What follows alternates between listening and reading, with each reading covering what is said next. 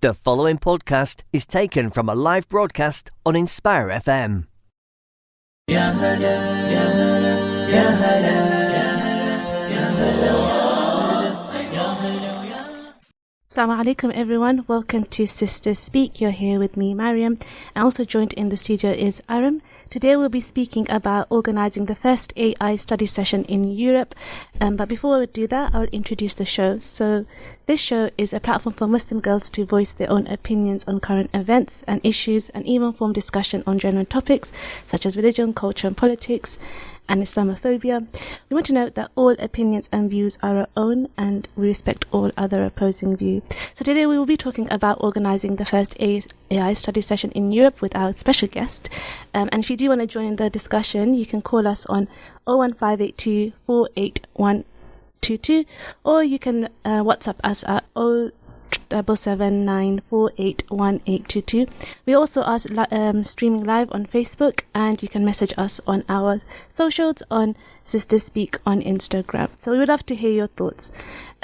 So thank you, Aram, for joining us. Just a quick introduction before we delve in. So Aram is a project manager at Stena Line. He co-organised the FEMYSO's Debugging Artificial Intelligence Study Session 2023.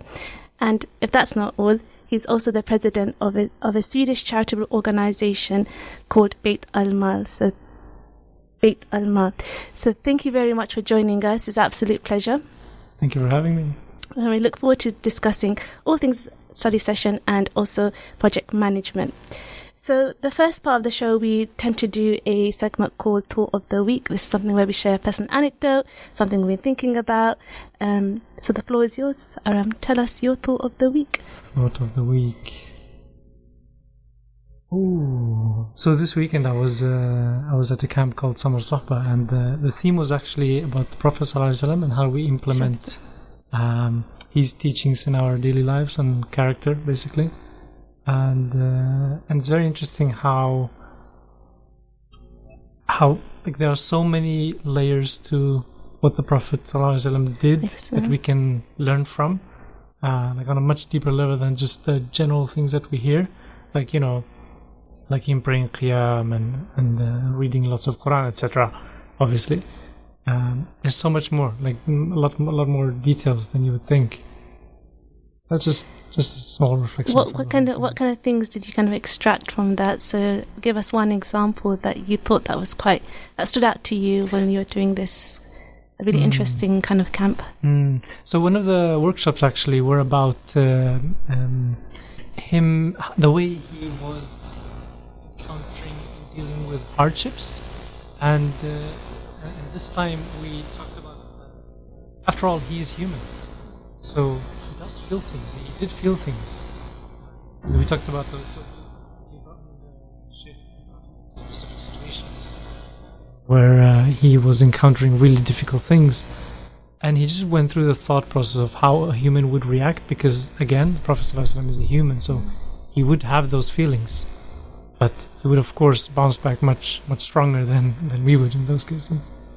That's a really profound kind of thought, and I think a lot of the times we kind of hear this kind of dialogue that if you're feeling sad or if you're having these emotions, it's kind of misconstrued to think that your iman is low.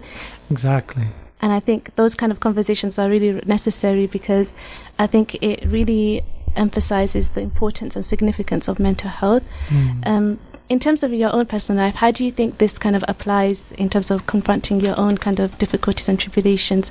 Because I imagine going through this and just reflecting, especially you were secluded, I believe, I think we discussed this in Glasgow, so it was a type of camp type of thing. What do you think you can take away in terms of just lessons, practical lessons? I mean, difficulties happen all the time, obviously, and like you mentioned in the beginning, the introduction of me, I'm part of a lot of different organizations dealing with a lot of different type of people, and that of course brings about many difficulties. I mean, both from an emotional standpoint, leadership standpoint, and all of that. So in those cases, I need to think about, and I try to always think about what was the Prophet ﷺ leadership like, and those things that happen, how can I learn from his teachings in this exact situation? when these things happen. Do you think throughout those sessions, especially if you spoke about character and confronting difficulties, I imagine they talked about emotional intelligence. What was your thoughts on that? Sorry, say again?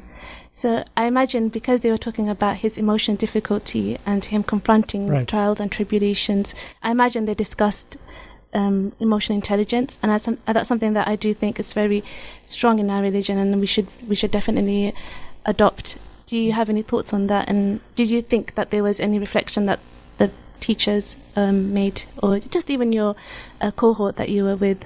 I mean, to be honest, we touched on that, emotional intelligence, but very briefly, actually. Much more briefly than I would expect. But just reflecting from another standpoint, Prophet ﷺ, obviously he was extremely emotional intelligent. And you can see that in the way he behaved when interacting with different types of people. So, for example, when being with children, he was behaving in a way that, he was playing with the children. And they liked him when he was dealing with Abu Bakr or Omar, etc. He behaved very differently, really understanding them before he was doing anything. I think that's something that we can really adopt in our own life, because when we have different kind of responsibilities. Just quickly, thank you, Farah, for joining us. I will definitely introduce you shortly. But as I was saying, is that in terms of our kind of responsibilities on this earth, we have different relationships and we have different responsibilities, and the way we kind of behave in those relationships are really important. So as you mentioned, when he behaves with children, it's very different when he behaves with adults. And sometimes I do think, on a personal kind of note, that sometimes we become quite fixated on these rules and regulations that we forget the human aspect of it, and we forget that the order of the way that Islam was revealed was through character, because the Prophet ﷺ got revelation after 40 years, and so his character was infallible. So in terms of anyone, the Quraysh, they couldn't say anything about him, and I think it's in Surah Furqan when they described him as crazy and mental, but they couldn't say anything about his character. They couldn't point fingers. And I think that for me is a very profound lesson, that we really need to cultivate a sense of emotional intelligence, but also refine ourselves, constantly reflecting, because that's what the Prophet ﷺ did. He used to go to the cave and reflect before he even got revelation. And I think this is really useful for us because we live in a very busy society. We have so much, it's very demanding and we are very stretched. And so it's very important to kind of withdraw and reflect. And I think the summer camp that you went to can really provide that for people. So really thank you for sharing those reflections and insights. Farah, what is your thought of the week? I think, making sure that you think before you speak, I think, and just double check. Sometimes, just being mindful of what you say. Yeah. And, because, what you could say could affect someone. Again, I think that really relates to Aram's thought of the week, because I was thinking about this as well, is how like our tongue, it has no bones, but it can create the most damage in terms of how we say to someone. Something that you may say to someone can be in their mind forever, but it's a fleeting thought for you. And even in terms of, if you think about, to become Muslim, you have to recite the Shahada. When you die, you have to recite. So speech is something that is very significant in our religion, and we really need to be careful in how we speak with people. And like you said, the Prophet ﷺ, he acted accordingly to the different relationships. And I think your speech also comes in that in terms of communication. So thank you, Farah, for telling us about that thought of the week. So now I'm going to go into the main body of the show. So as we have our very esteemed guest, Aram, we do tend to play a game, which is Would You Rather? And just to kind of open things up, and then we'll delve deeper into the main body of the show. So the first question I have is, would you rather have the ability to make any food you eat taste amazing, but never be able to share it, or always eat average food, but have the joy of sharing it with others?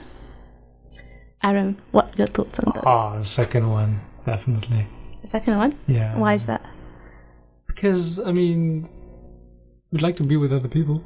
And also sharing. And when you say sharing, you mean like eating together or Yes. sharing, actually sharing? I think it's quite ambiguous. Yeah. Okay. Yeah. Then, I mean, of course, either way, being with other people or sharing with them. That's just more edger. Yeah, that's true. Farah, what's your thoughts? Yeah, I agree. I think sharing with other people. I think there's actually studies to suggest that if you eat with other people, the taste is actually better, or psychologically, or something like that. Possibly. So it's the sunnah as well. So good answers. So the next question is: would you rather have the ability to make someone laugh whenever they're feeling down, or have the power to calm someone down instantly when they're angry? And I'm going to ask Farah. I think the power to calm someone down when they're angry. Yeah. Yeah. Yeah. Have you had an encounter where you were able to do that? No. But I think it would be a good power to have. Yeah. Sounds good. And you, Aram? SubhanAllah, I completely agree. You guys are on consensus I today. completely agree. And why is that? I mean, anger is a very sadness. Yeah, okay, but anger is something that's specifically mentioned in our seerah. I mean, there's a hadith on that even. So, which means like if you're angry, people can actually do really bad stuff when they're angry. So, if I can help them not do those bad stuff, then that'd be amazing. Have you? And I'm going to ask you the same question as Farah. Have you ever had an encounter where you have diffused a situation? Not that I can think of right now. No. I think not in a. I think this question may seem like in a huge, where someone is really seething with anger. But even small encounters, when you, especially in the workplace, there are situations that people are in conflict or they're in friction. How do you diffuse that? That's a good question actually. So, the way I think about that in those situations is, so what are we actually focusing on? Because when people get angry, that means they're emotional. When they're emotional, they're not thinking straight. They're not thinking about the matter at hand. So if you bring the topic back to the matter at hand, then it kind of clicks in their brains. And I've seen that actually quite a few times. They just turn around in their thoughts and feelings, and all of a sudden everything is calm again. And is that in the moment? Yeah, it happens very quickly. Because again, when people are angry, they're emotional, they're not thinking straight. We're getting very valuable advice from our project manager. Lucky us. So the next question, thank you for that. So the next question is, would you rather have a superpower that lets you instantly cheer up a friend, or one that allows you to always find one that always allows you to find the perfect words to say in any situation? So cheering up a friend, or having the ability to always say the perfect thing in any situation? It's a tough one. Ooh. Sarah? I think the second one. And I think the second one kind of links into the first one. So if you're able to say the right thing, you can also cheer up a friend. So. Yes, I thought that as well. That's true. That's true. I kind of thought of that as well, but I was trying to kind of form my thoughts first. But I agree. That's very good. Yeah, I think so as well. I think having the ability to say everything perfect. But I do think that then you will never learn. I think when you have the ability to make mistakes with people, you actually develop an understanding, and I think it gives you empathy. But if you're always perfect, that's also like, would you have the same empathy? But if you're perfect, then you're perfect. What is there to learn? That's true. But that's about speech, not about actually, the way we conduct ourselves. Good Fair question. Okay, the final question before we delve into the main part of the show is, would you rather have the ability to heal others' emotional pain but carry a bit of their burden with you, or be immune to emotional pain but unable to help others with theirs? Farah? I think the first one, just generally because it would be nice to help other people. Yeah. But again, it's kind of double-sworded because you're taking on the emotional package as well, and it could be harmful to you as well. So I think that's a tough one. I'd say I'd lean a bit more towards the first option, but It's tough, isn't it? it is Because tough, yeah. you have to carry other people's burdens. Insane. Aram, what's your Okay, so thoughts? first of all, before Farah even answered, I already had my answer, and it's the same answer as the first one, actually. Okay. And that's because, honestly, I'm already there.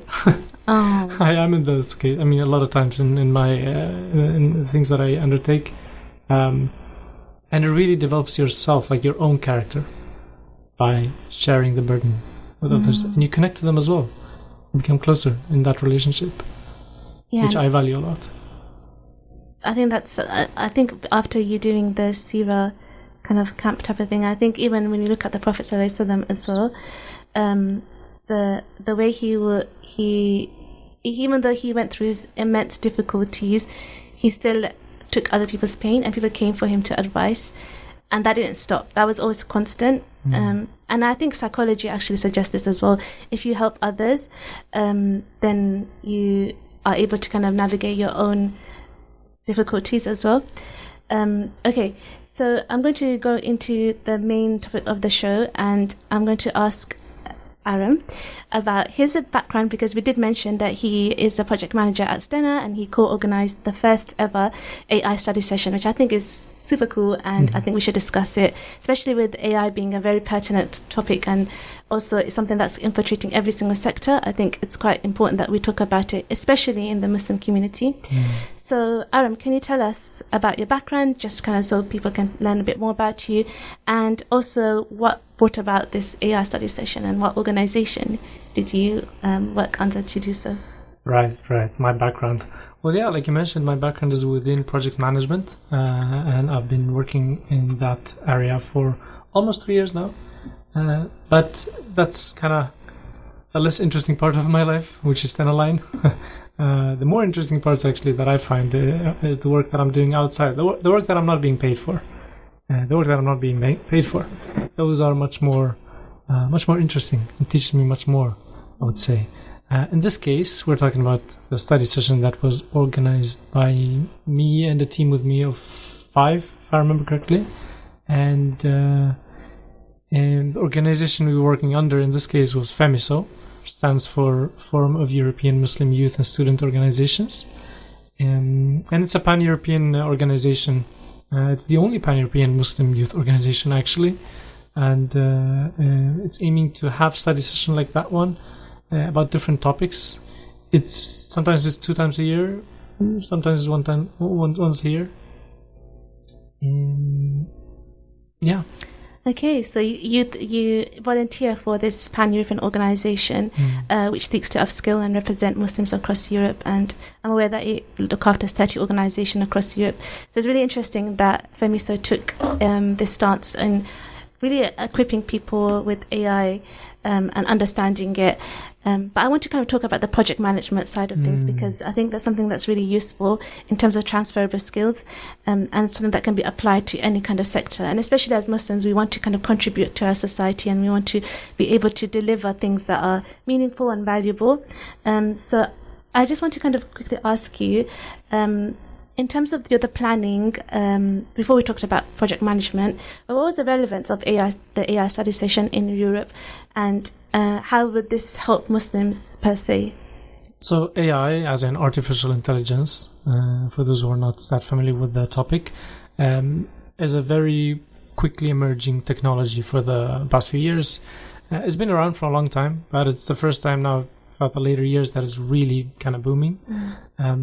So as Muslims and as Muslim youth, we have to be on top of things. We have to be proactive. It's not just about reacting to events. It's also actually very important. I mean, again, going back to the Sira, being proactive about things and what the future we want to see.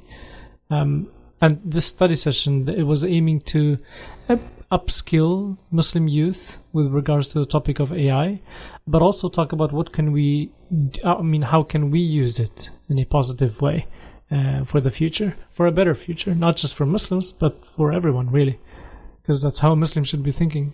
And was this AI study session for people that have a background in AI, or was it open to everyone?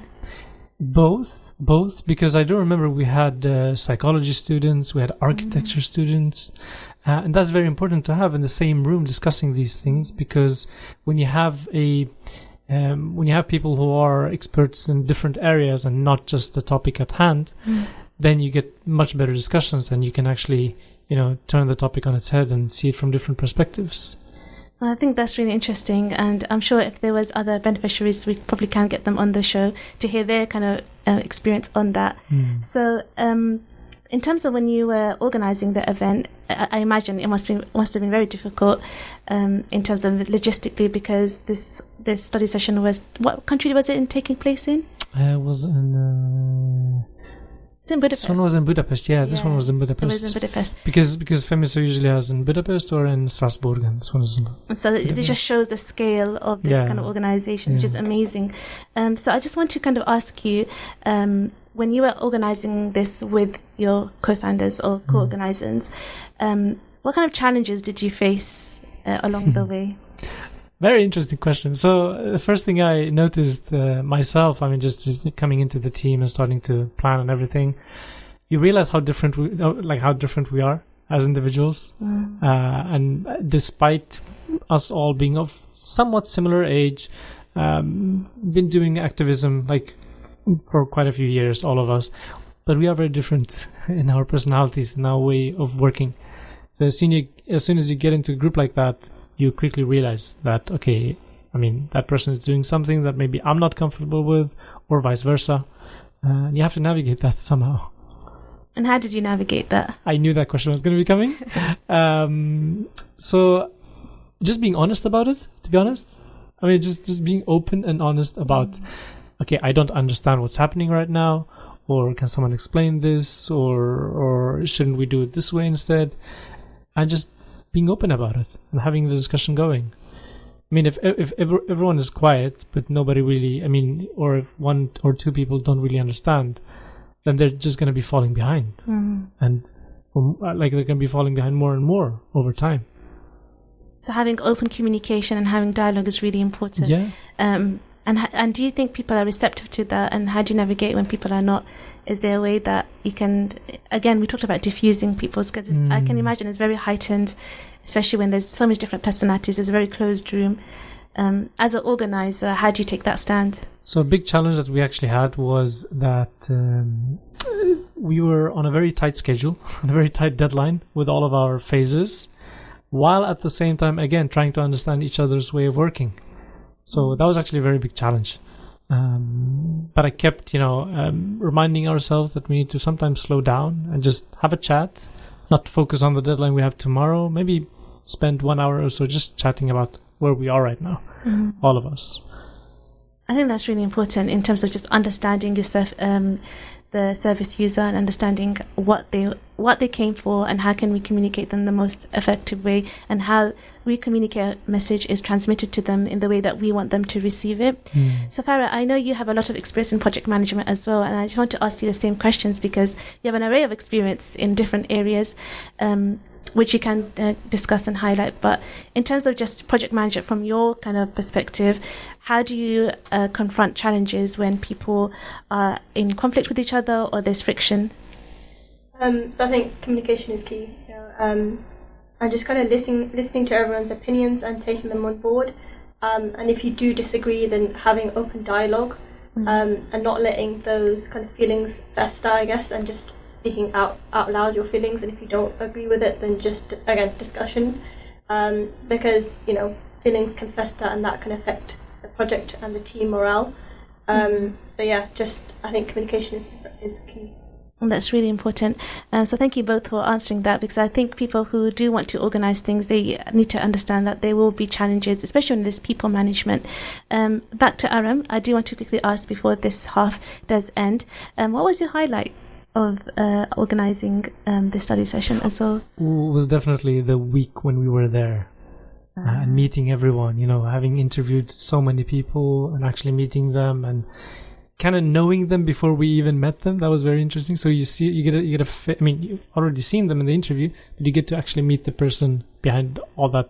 All the profiles that you've read and learned about. That's really interesting. Do you think the profiles that, because it was an interview process, I believe, do you think the profiles, the way people wrote it, it aligned with how they conducted themselves when they came to the study session, or do you think but is their expectations matched? Yeah, definitely, because we had 159 applications, if I remember correctly. We interviewed 100 of them, and 30 of them were there on the training. So we did go through all of them. So we made sure that these are people who are actually what they say they are. because that's important. Absolutely. And I think one of the participants now volunteers for FEMYSO, so it does add a lot of value in terms of really creating a space where you can talk about topical topics and yet championing your faith. And I think that's something that we want to discuss in the next half of the show, especially in terms of our experiences. And I think around the room, all of us have volunteered in different capacities, and we're all kind of motivated in terms of contributing to society, because I think we're in a lot of privileged positions, and for us to be able to persevere and for us to be able to take our experiences for the community is something that not everyone gets to do, and something that I think as Muslims we should really take the onus on ourselves to contribute back to the community. So we will be talking about that in the next half. But does anyone have any quick thoughts before we end this half? No? Okay, sounds good. So in the next half, we'll be talking about faiths and values and project management, and we'll be talking about the study session in a more greater depth. So see you soon and after the break. Assalamu alaikum wa rahmatullah. You're listening to an Inspire FM podcast, making available our popular programs from our daily broadcast on Inspire FM. Ya hala, ya hala, ya hala, ya hala, ya hala, ya hala. Assalamu alaikum, everyone. Welcome back to Sisters Speak. In the first half of the show, we discussed the topic of organising the first AA study session, and we haven't delved deeper into it yet, but we will be in this half. So I want to start off with asking about project management and execution, because I think we have a very great guest in the room to be able to discuss that with a great variety of experience. And I think as we discussed in the first half, that we're really passionate about contributing to community. So I'm going to just really stuck in before the end of the show. So the first question is, as we mentioned in the first half, that you co-organised the study session. We co-organised the study session, and it must have been a very huge undertaking. So I want to kind of ask, what kind of stages did you go through in terms of planning and delivery and execution? Many stages. So obviously you have to first of all align on what you're doing. But what I kind of alluded to in the beginning, you have to, as a team, align on the goal and the mission of the whole thing, and then you just start planning. So phase one is really outlining the application call, and then going for the application call, gathering applications, and then interviews, and then go through all of the results from all the interviews and applications, and then decide who gets to be there and who.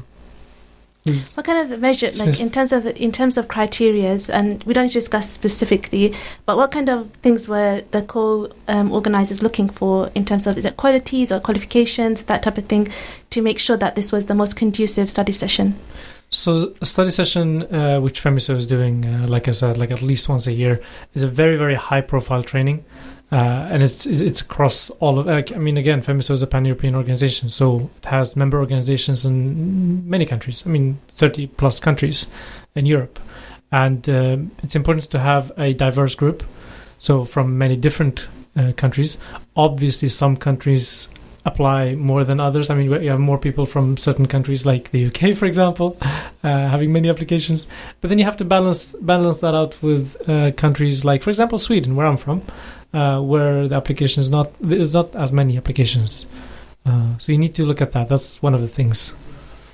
And in terms of I imagine that will bring a whole different viewpoint of how it's like to be a Muslim in Europe, because I myself volunteer for FEMYSO, and also I'm a beneficiary of FEMYSO. So I think that one of the first study sessions I went to was the mental health one, and I think it was really groundbreaking for me, because I was able to see that the Muslim experience in Europe, it's so vast and so different across Europe.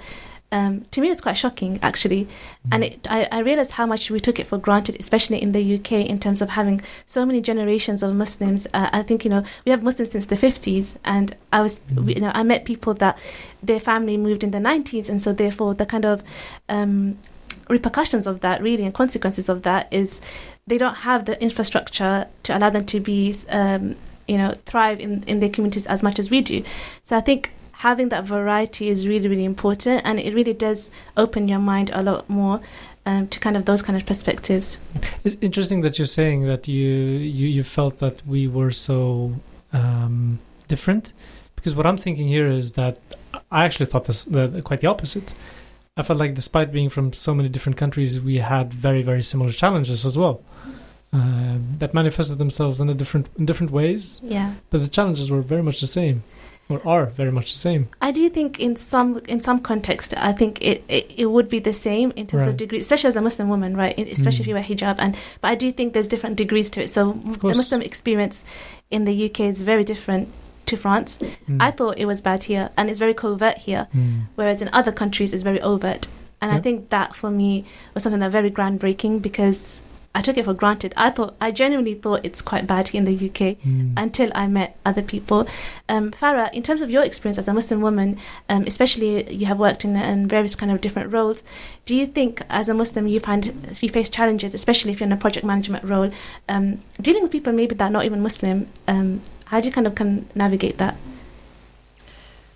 I think, do you mean the kind of challenges as being visibly Muslim? Or? Visibly Muslim, yes. I think I've been quite lucky. I've not had challenges because a lot of the organisations I've worked in have been quite diverse, so there have been people from different ethnicities there. I think you're obviously going to get people who might not be, Islamophobic or racist outwardly, but maybe have microaggressions, and you might pick up on that. But again, I think, trying your best to kind of just not fit in, but like just show the best version of yourself. And portray that and let your personality speak rather than people judging you based on your religion or the headscarf that you wear, and just show your personality, and hopefully that can oftentimes win people over. So yeah, I think that's really good advice. But I do think in terms of there's this conflict between assimilating and integrating, and do you think that's a challenge that you have to face being in the roles that you've worked for? I think so. I think for me, obviously, being based in Luton, we're quite lucky that it's very diverse. So not faced many challenges, went to quite a diverse school, lots of Muslims, lots of people wearing headscarves. It was quite common. I think for me, the first time I kind of felt it was probably when I first joined my graduate scheme. And in the cohort that I was the only person, I'd say, against another person. There was two of us, and there was a cohort of probably about 30 people, and we were the only people of colour.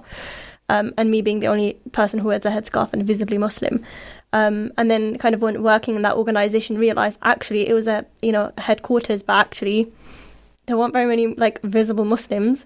And oftentimes when I did think that people were Muslims, I think towards the end I think I had mentioned previously, we were part of the kind of diversity network, and we tried to do events for like Ramadan and things like that. And it was quite difficult for we'd assumed people are Muslims based on their names, and when reached out and said, can you share your experiences, people were quite shy and not willing to talk about it, which was quite surprising, because coming from a town where, we have Inspire FM, it's celebrated quite, obviously.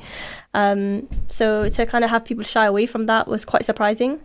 But again, I think dialogue is the key. So, we started doing these events, and we started talking about what Ramadan is, what Eid is, doing challenges, fasting challenges, things like that, which opened up people. And towards the end, I think I had a colleague come up to me and say, he finally feels comfortable to talk about, Ramadan to his team and things like that, and about being a Muslim, which he hadn't done, and he had worked in the company for 20 odd years.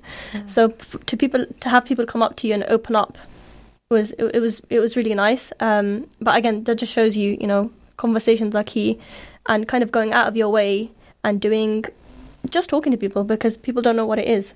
People don't know what Ramadan is. They might not know what Muslims are. They might not have encountered Muslims before. So just sharing your experiences, and answering their questions can really, open people up. I think that's such a profound thought, because I think as Muslims we strive for ihsan, and we try to give our best kind of foot forward. And I do think that that's kind of the method that I use as well, especially in terms of the workspaces, the civic spaces that I've been in. Because like you said, I grew up in Luton as well. So in terms of the kind of culture shock when you do go to these companies where you are the only Muslim, or you adopt a certain value, or even just a point of view that is not widely adopted. It can be quite challenging, especially in terms of certain cultures that are against our values. And often that's also compensated in terms of promotions. You do get it's quite challenging in terms of navigating all of that. So Aram, I want to ask you your experience growing up in Sweden. How was that like? And in terms of navigating these kind of experiences, because as you mentioned, you referred to your FEMYSO events being quite similar in terms of how you viewed people. So I'd be quite intrigued to hear how you grew up in Sweden. I mean, alhamdulillah, I mean, just hearing what Farah said here, alhamdulillah, I haven't actually encountered the same difficulties with being the only person of color or like that. I mean, when I was really small, my class was full of people of color, and now my close friends from that time we're still friends, and even after that, like, I mean, closer to high school and gymnasium, which we call it. Not sure exactly what it's called here in the UK. School, I think. Yeah, right. Even there was lots of. I mean, there was a big mix. Definitely. I mean, the school I was at. I mean, that I attended, there were less because it was kind of it was known to be the more of a snob school. So a grammar school. Yeah, sort of. So I mean, I never felt left. I never felt like an outcast. I think that for me it was more of a psychological thing that I was just like, sure, I'm different, but I don't feel that way. You know what I mean? Is it because like everyone came to that school on merit, and so therefore? Yeah, exactly. So I made sure that it never affected me in a way that I feel inferior because I don't look like everyone else. And that's kind of just a shield I created for myself.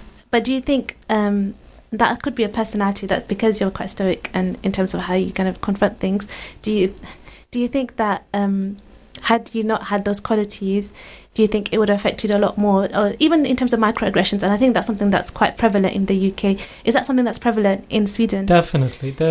And now that you mentioned it, microaggressions, you mentioned it as well, Farah. Absolutely. I felt it at points, but I never let it become a big thing in my head. Sometimes I confronted them head on, and sometimes I just ignored it. Really depends on the situation. I mean, from teachers, from others, other students. You have to pick your battles. Do you think that impacts your sense of belonging, especially when you're othered in that experience? I want to ask Farah this. So can you repeat that? So in terms of if you're facing microaggressions for your identity, does it make you question, or does it make you feel a lack of sense of belonging to the country that you belong to? Yes, I do. You know, I'm quite lucky in the sense that, you know, it doesn't really affect me personally. I mean, you take it away and you think, you know, I wonder why they think that, you know, I was born and raised in this country. But yeah, I don't try to let it affect me. I kind of, as you've said, just kind of brush it off.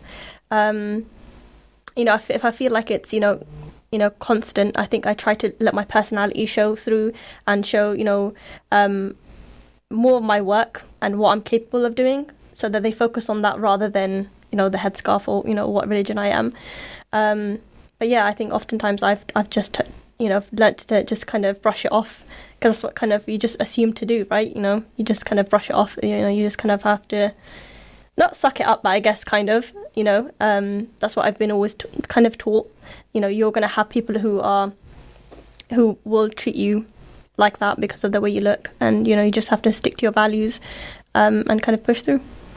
Yeah, I think the sense of resilience is something that we all have to kind of develop and build. Yeah. Aram, what's your thoughts on this? So, Farah, before, like, now when you said that, it reminded me of what you said before. Actually, you said something really amazing, which is that a lot of times it's ignorance. They just don't understand. You just have to explain it to them. Yeah. And I feel like that's a very, very important point that we very often forget. We think of it of microaggressions, we think of it of racism or Islamophobia. But what if unless it was super obvious, we think of it just as pure ignorance. Ignorance. So, because that really changes the way we see it and the way we interact and respond to whatever's happening. That's the way I've tried to see it, and it's helped. So that's something I would like to encourage many others. I think so as well. I think a lot of people do think ignorance is bliss, but it really isn't. No. And I think having, like you said, I think there's a constant theme in this show is that it's about dialogue and it's about talking to people. And as Farah mentioned, when she went to her graduate scheme, she really worked on the diversity aspect of things, and she made someone feel comfortable in an institution who's been there for 20 years. So I do think that we do have to make these contributions. And I do think there's a lot of dialogue where people think that it's quite exhausting because it took you so long to get to that position, because you're confronted with wearing a hijab and being judged on that, and then you're a woman, and then you come from an ethnic minority, and then you come from a low socioeconomic background for some. So you have so many facets that are against you, and so then for you to even get to that role, you're exhausted already, and so therefore how much do you have to offer? And I think that's the thing that as Muslims, I think we know that there's a greater reward, and we also need to know our set of skills, because everyone has been gifted certain skills that they can contribute, and it manifests differently. And I think this is a very good segue for my next question, because both of you have, like I mentioned in the show, have worked on community projects. And I want to just know, how does your faith inform your leadership style? And I'm going to start with Aram. Oh, no. The big question. Going back to kind of what I just mentioned briefly, but can go deeper into now. For a Muslim, especially a young Muslim in Europe, whenever we are in any situation where we are a leader of some sort, or really, like, leadership is not about a rank, it's not about a position, it's more about who you want to be. And I would like to say, actually, like, if you want to become a good leader, become the best Muslim you can be, or can become. Like, look at what the Prophet ﷺ has done in different situations, and just learn from that. I think that's one of my favourite sayings that Aram says. I think it really captures what the essence of our religion is. If we want to be a good person, it allows us to be a good person in every kind of fold, especially when it comes to responsibilities and holding ourselves accountable when we do fall short, because we are humans. And I think that's something that our religion is just helping us to refine ourselves, and we're evolving and we're growing. It doesn't seek perfection. We strive to be the best of our version of ourselves. It's very individualistic, but equally it's collective. And I think that's something that's so beautiful, and I think that's so unique about Islam, because we're all on different journeys, but we all have the same destination. But what that looks like is very different to each individual. So thank you for sharing that perspective. So I'm going back to in terms of project management, because I really want to elicit the best out of you both, because there's so much we can talk about. In terms of when you do project management, how do you reconcile the demands of project management in terms of achieving targets, meeting deadlines, but also at the same time staying true to your ethical principles, especially if you're not working in a Muslim organization? How do you stay true to yourself? I'm going to start with you, Aram. Start with me, okay. First of all, I would not even like think about that after I started working, but rather before I even get a job or whatever position that I'm looking at, whatever interview I'm in, just to gauge, what is this job? What is it expecting of me? What is this company? Is it like one of those like lottery type of companies, or what type of company is this? And if it's not a company that's aligning with Muslim or Islamic values, then it's an immediate no. For example, there was this one time where I almost actually I was going to be employed at a delivery service, but it turned out that they actually deliver alcohol. So as soon as I got to know that, I was like, nope, I'm out. So not even letting that happen after I start, but rather before I start. I think that's really important, and I think a lot of young people they think that, well, I don't have any options, and for those cases are very special, and I'm not going to be speaking about that. But just generally, rizq min Allah, like we know it comes from Allah, so we might think it's a sacrifice, and it's in front of us, it's a sacrifice, but Allah is rewarding us tenfold. And I know the things that I've let go of, I've only been rewarded with something far, far more better. Farah, what's your thoughts on that as well? Yeah, no, I agree 100%. Like I said, I also, again, don't apply for jobs unless, I feel that they fit, the kind of Islamic principles that we have. So I, like I said, wouldn't apply for it if I didn't think if it fit that. I wouldn't even go, wouldn't touch it. Again, trying, like you said, Allah has something written for you. So if you avoid it, something better will come for you, because you're doing it for the sake of Allah. Yeah, and on that question, we do our due diligence when it comes to applying for jobs and gauging whether that's aligned with our values. But there will be encounters, especially if you're not in a Muslim organizations, where we will be conflicted with our morals and values. So in that kind of position, how do you confront that and how do you navigate that, Farah? So again, I think communication is key, and just kind of being open with your manager, whoever's in charge, just, what your principles are, what your Islamic principles are, and how, you cannot work on this said project maybe because of it conflicts against your religion. Oftentimes people are helpful and are understanding. And so will kind of maybe, provide some adjustments for you. On a practical front, have you ever encountered this specifically in your kind of work experience? And I'm going to ask Aram that actually. That actually happened to me. I just remember it actually happened to me when I was a consultant. I'm not a consultant anymore, but as a consultant, at least in Sweden, I'm not too knowledgeable about other parts of the world. But, I get assignments sent to me from my manager, like, could you see yourself working there? Could you see yourself working with that project? And there was this one time where there was an assignment from Saab. If you guys for those who are not familiar with Saab, it's a weapons manufacturing company. It's one of the biggest companies actually in Sweden. In terms of revenue and the income it brings to Sweden. Immediately I said no. It was actually a perfect fit for me. It was my dream role, which was not project management. It was kind of a sub group of project management. But that specific role was what I was aiming for actually. So that opportunity came, was great. Was basically leading a team, but I was like, nope. Only for Allah's sake, I'm going to say no to this. And I was very honest with him. I was like, no, for ethical reasons, I don't want to work at this company. He was very understanding of the situation. So alhamdulillah, it worked out very easily.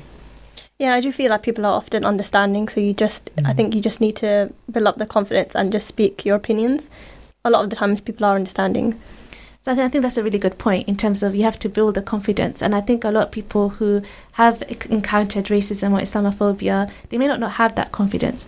So what could we advise to those people who have to muster the courage to speak, especially if they've been bullied in their workplace? It's very difficult to navigate those conversations because you're worried about the outcome or the consequence in so many different fronts. So Aram, what advice would you give? It's a very difficult question in one way because it's really dependent on the specific cases and the situation, absolutely.